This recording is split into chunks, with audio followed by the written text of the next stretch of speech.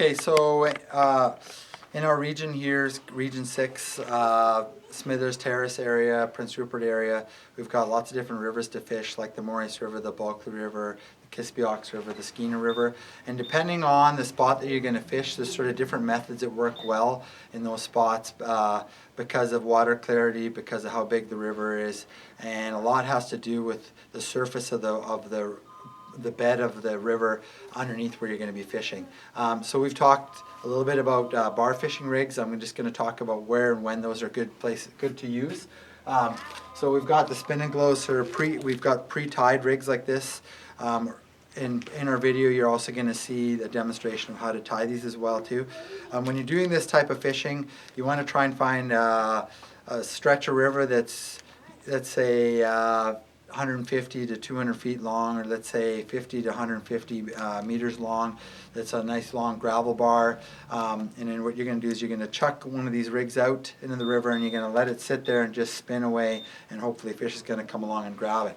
Now, if you're fishing this type of gear in a spot where there's lots of logs hanging out or sticking in the water, or it's really super deep and the water's really slow, it's not going to function that well. And if you're fishing in spots where the river bottom has got really, really big boulders, this type of method doesn't always work that well. So you want to try and find a bottom where there's a bit of current, water depth, let's say 3 feet to 10 feet deep, and you're going to chuck it out way out there. You're going to put your rod in a rod holder, and then you're going to put a bell on your rod, or you're going to sit right beside your rod. Okay, so I'm going to demonstrate how to tie a bar fishing rig, and mention or talk to you a little bit about what type of situations that they're going to be good to fish this method of salmon fishing.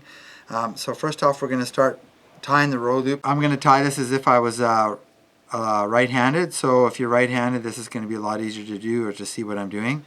So basically, you take your fly line, or you take your fly line backing, or if you're going to tie it yourself, you're going to use monofilament line, and you're going to stick it through your eye like that, and leave about an inch on the tag end of the line that you're going to tie on there. Next thing we're going to do is we're going to take the other end and we're going to wrap it around the hook shank. You can do this, you can do 5 wraps, you can do 10 wraps, you can do 12 wraps, you can do 15 wraps. So we're going to do a bunch of them, and you're going to go basically from the hook eye along the shank towards your left hand, okay? And let's say in this case we're going to wrap about a dozen times. Then you're going to take your tag end here, or the other end of the leader line, in this case the fly line backing, and then we're going to take that end again there, and we're going to do another 3 wraps or 4 wraps over top of the loop that we made there, and then we're going to pull it right through just like that, okay? And then you're going to pull it tight. You want to make sure that all this line material here where the row loop is goes nice and tight against the eye, and then you wanted to make sure you left a little bit on the tag end here, which we're going to trim off after. Now you can see there's this nice row loop here, okay? So that if you're going to be fishing with salmon roe, or you could put a sponge in there and soak it with bait juice of some sort, but that's where your row is going to go, okay? Next thing we're going to do is we're going to trim off this end here, because we don't want that sticking out too much, but let's leave about a ½ inch there, just so that it leaves a little bit of room for slippage. And now you have your loop, and then what we're going to do is we're going to give it a tight pull like that, make sure everything's nice and tight, and then you're set to go.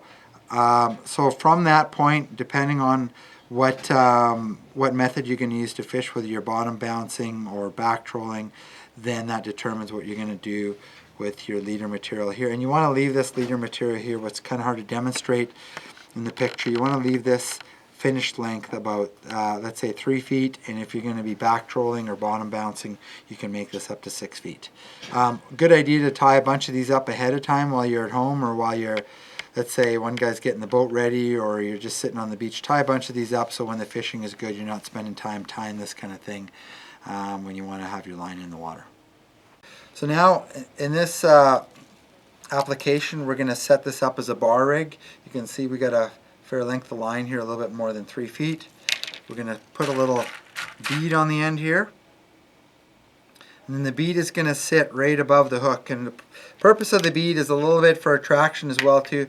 But the bead actually kind of operates like a bearing, so that when the spin and glow is spinning in the water like so, it's rubbing it up against that bead and just allowing it to spin freely. Now you can see here I've got 3 different sizes of spin and glows. There's lots of different colors out there. The general rule is, it kind of doesn't make sense, but that's what sort of is typically accepted.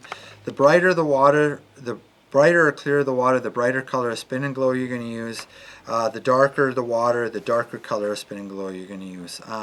So what we're going to do here is we're going to tie this with a large size one, and again, depending on the clarity of the water and where you're fishing, you sort of decide what size to use. Everybody has their own personal preference, but you know, depending on where you're going to fish, you can choose your size. So we're going to go with a large size here, and we're going to slip that on there, and you can see that sort of the bigger end of the spin and glow is going to go away from the hook.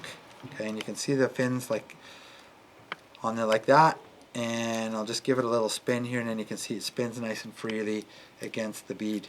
Now some people like to put another bead above the spin and glow.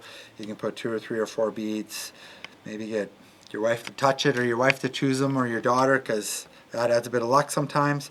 Okay, so now we're ready to attach our swivel.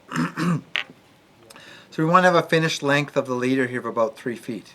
Okay, so right now we've probably got about 3.5 feet. So now what we're going to do is we're going to take a 3-way cross line, or a 3-way swivel, and you can see here there's 2 sort of inline eyes, and then we have one down perpendicular at a 90-degree angle. So we're going to take one of the inline eyes, and we're going to do your regular fisherman's knot. You're going to spin your line around like so, say 5 or 6 wraps, and then you're going to take the very end of it and stick it through the first loop. Grab that with your teeth. Don't pull with your teeth. Basically, you're just holding onto the line with your mouth so that the end doesn't slip out. And then you're going to pull on both the ends. Okay? You want to pull that nice and tight. This should be nice, and the little wraps should be nice and tight against your swivel. And then cut this off. Again, leave a little bit of room for stretch. So let's say we go about 1/4 inch. So that way, if you get a real good tug on the line, you're not going to have that end slipping through and lose your fish. Okay, so now the inline eye on the other side, that's going to go to your fishing rod. That's going to be your running line. And then down here, we're going to put some leader material, but lighter gauge. Okay, so if you're bar fishing, depending on the area you're going to be fishing, let's say the bottom is pretty rocky and fairly big size rocks. We're going to use 15-pound test on here. Some people use 10, some people use 12, but basically between 12 and 15-pound test is sort of a good weight of line to use. And once I tie this on here, I'll explain why we're using 15-pound test. Okay, so this type of fishing method, bar fishing, works in areas where you have fairly slow moving water, but still some decent current, and you want to have sort of gravelly bottom and maybe a little bit bigger rocks, but you don't want to have rocks where there's 5 or 6 foot drops between the boulders, because your line's going to get tangled up in there really easily.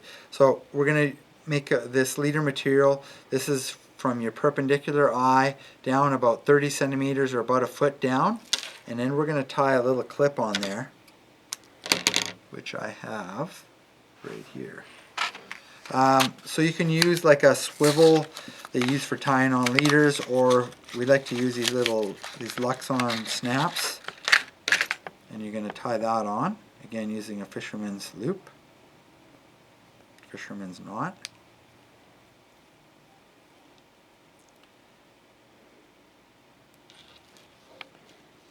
Okay, so if you're bar fishing, what you're going to do is you're going to clip on either a wedge weight, like this type of a weight, depending on how strong the current is in the bottom of the river where you're going to be fishing, maybe 8, 10, or 12 ounce weight in a wedge weight, or if the rocks are a little bit bigger, then you're going to use a pyramid weight. This is a 6 ounce. People use basically between 6 ounce right up to 12 ounce weights, and then you're going to clip that on like so.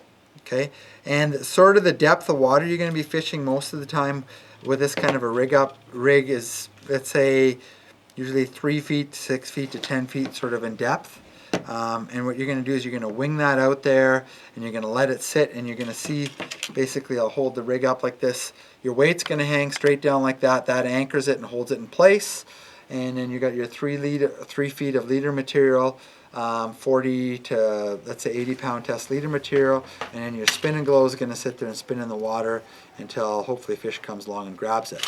Okay, so now the purpose of having this lighter leader material here down to your weight is that if this hunk of weight gets caught in the rocks and it doesn't really want to come off that quickly when a fish comes along and grabs it, is you want this piece of line here to break. Otherwise, you're going to have a fish on your line and you can't get the weight free. So the purpose of this is this piece here is going to break. Now, if you're fishing in a spot where the gravel is really fine, you could make this leader material shorter, and then maybe make it heavier, or maybe make it to the weight that it's not going to break at all. You could use 40-pound test. But you really want to be careful of that, because if this gets hung up when you got 40-pound test on there, you're not going to get that off when a fish grabs it. And very often the fish comes and grabs the spin and glow, gets hung up on that, and you don't even know you have the fish on, and then it gets off before you even get a chance to get to the rod. Now, using this setup, you can use this setup modified for a few different ways to fish as well too. Now, if you want to fish what we call bottom bouncing, or basically what you're doing is you're hucking your lure and line out there, and it's usually a gravelly bottom, and it's more active type fishing where you're going to cast it out and you're going to let the line drift down the river, and then you're going to reel it in again. In that case, you're going to use a couple different types of weights. You could use a bell weight like this, or you could use a hex weight, or you could even use a round cannonball weight like this.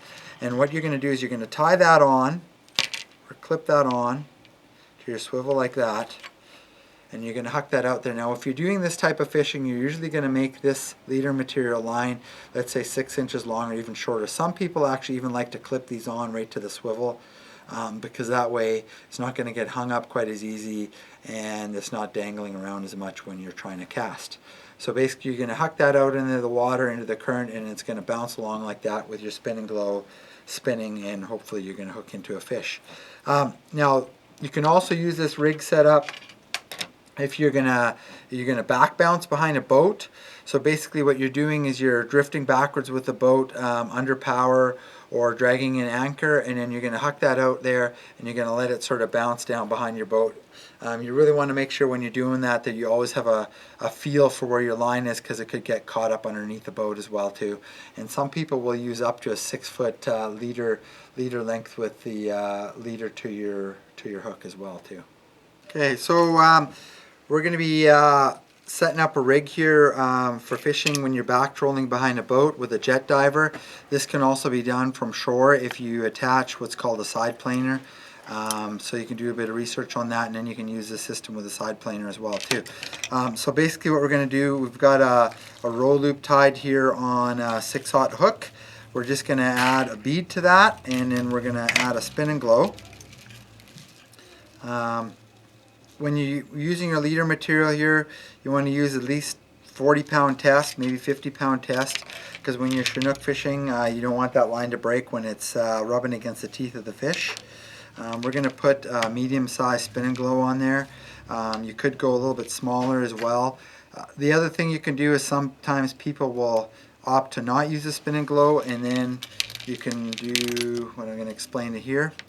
So here we've got a spin and glow set up on a 6/0 hook for back trolling, and you can see we've tied a roll loop on the hook.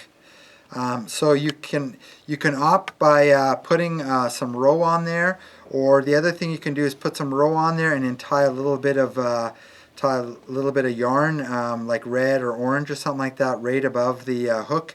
And what that does is just the pulsing of the movement of that yarn will sometimes attract fish better as well too. So here we've got our bead, and then we've got a spin and glow. When you're using this method, you want to have about, let's say, 6 to 7 feet of leader material. So in this case here, we're going to go with about 6 feet, and we're going to cut our leader material. And I'm going to find my scissors. Okay, so there's sort of a couple different ways to rig this up to fish.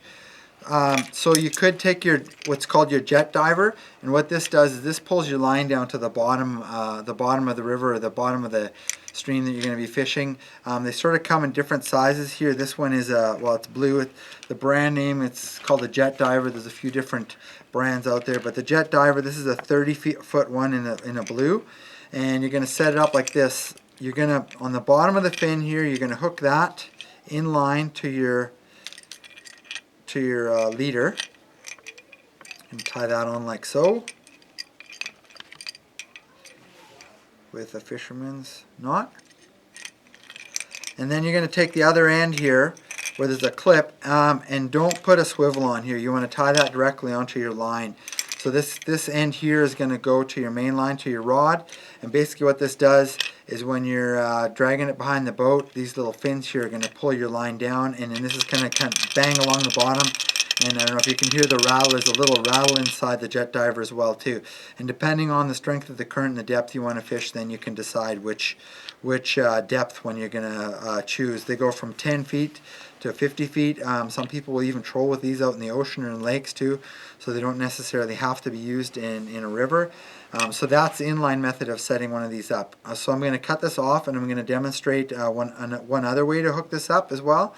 And you'll see that in a second. So we're going to cut that line off. Now we're going to take a three-way swivel and we're going to tie the three-way swivel on. So here we go. We're going to tie with a fisherman's knot.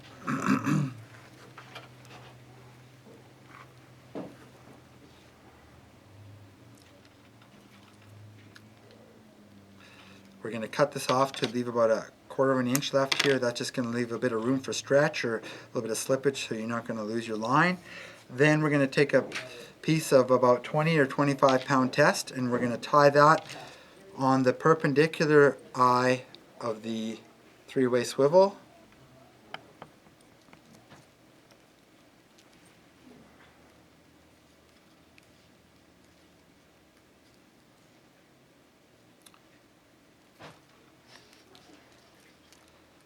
And on this one here, you can cut this to, let's say, 8 inches to a foot. And then we're going to tie on our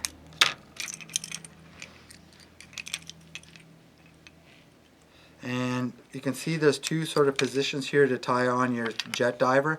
You're going to tie this onto the top one here with the clip. And again, you don't need to use a swivel there because you've got a swivel on your three-way.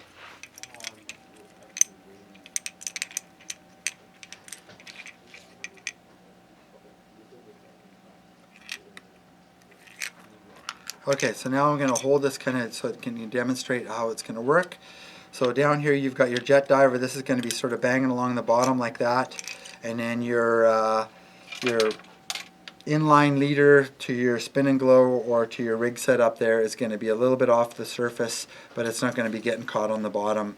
And then this is going to your Jet Diver is going to bang along the bottom and then drag your line down. So there's different areas where this is going to work. Best thing to do is to come and talk to us or talk to some locals in that area how to fish those different certain spots, or just go out there and watch. Don't just chuck your bar rig out there where people are using different methods, because there's some bit of fishing etiquette, and if you chuck your bar rig out there where people are bottom bouncing or where people are float and row, that's not always going to work very well.